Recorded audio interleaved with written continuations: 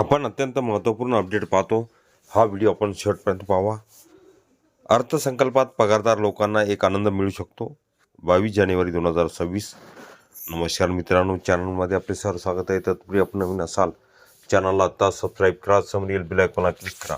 निश्चितच नवनवीन अपडेट अखिल दामोदर क्लासेस चॅनलमार्फत सतत आपल्याला पाहायला मिळतील. पाहूया सविस्तर. 1 फेब्रुवारी रोजी सर्वसाधारण अर्थसंकल्प सादर केला जाणार आहे.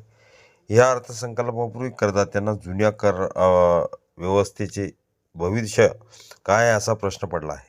कारण सुमारे 95% व्यक्ती आधीच नवीन कर व्यवस्थेकडे वळल्या आहेत.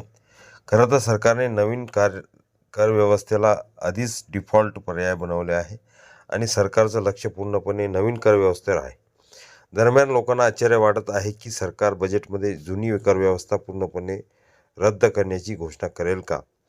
या अर्थसंकल्पात जुनी कर व्यवस्था पूर्णपणे रद्द होण्याची शक्यता कमी आहे असे तज्ज्ञांचे मत असले तरी ती हळूहळू अप्रासंगिक करण्याची रणनीती निश्चितच स्वीकारली जाऊ शकते.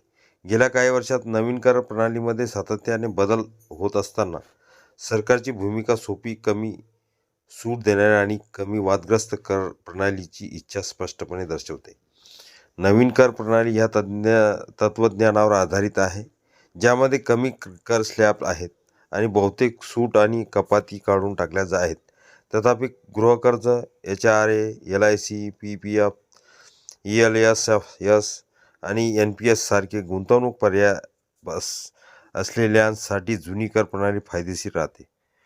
ह्या अर्थसंकल्पात सरकार नवीन कर प्रणाली अधिक लोकप्रिय करण्यासाठी पावले उचलू शकते, ज्यामुळे इतर करदात्यांना जुन्या कर प्रणालीपासून नवीन प्रणालीकडे वळण्यास प्रोत्साहन केले जाऊ शकते असा अंदाज तज्ज्ञांनी व्यक्त केले आहे. नवीन कर प्रणाली लोकप्रिय करण्यासाठी प्रयत्न सर्वात महत्त्वाचे पाऊल म्हणजे मानक वजावट वाढवणे. सध्या नवीन कर प्रणाली 75,000ची मानक वजावट देते. सरकार ही वाढ 1,00,000 करू शकते. याचा थेट फायदा पगारदार वर्गाला होऊ शकतो. सध्या मानक वजावटीचा समावेश करून 12.75 लाखापर्यंतच्या पगारावर कोणताही उत्पन्न कर नाही. आणखीन एक मोठा आणि महत्त्वाचा बदल म्हणजे नवीन कर प्रणालीमध्ये NPSचा समावेश असू शकतो. सध्या जुनी कर प्रणाली NPSवर अतिरिक्त 50,000ची वजावट देते, तर नवीन कर प्रणाली ही सुविधा देत नाही. जर सरकारने NPS विशेषतः नियोक्ता योगदान नवीन कर प्रणालीमध्ये करमुक्त किंवा वजावट करण्यायोग्य केले तर ते निवृत्ती बचतीला चालना देईल आणि कॉर्पोरेट कर्मचाऱ्यांसाठी नवीन व्यवस्था अधिक आकर्षक बनवेल.